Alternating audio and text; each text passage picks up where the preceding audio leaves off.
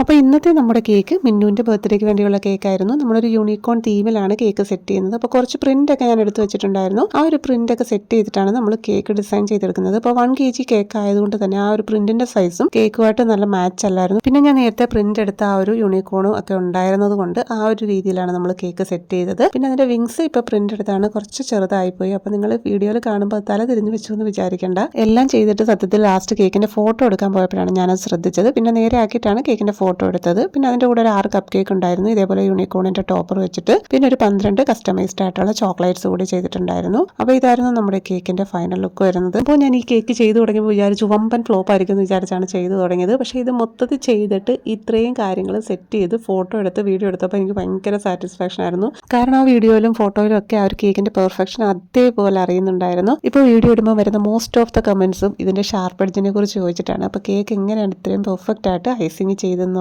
അപ്പം ഞാൻ എന്തായാലും അതിൻ്റെ ഒരു ഡീറ്റെയിൽഡ് ആയിട്ടുള്ള വീഡിയോ ഇടുന്നതായിരിക്കും. അപ്പോൾ ഇന്നത്തെ കേക്ക് ഡിസൈൻ നിങ്ങൾക്ക് ഇഷ്ടമായിട്ടുണ്ടെന്നുണ്ടെങ്കിൽ വീഡിയോ ലൈക്ക് ചെയ്യാൻ മറക്കണ്ട. Thank you for watching.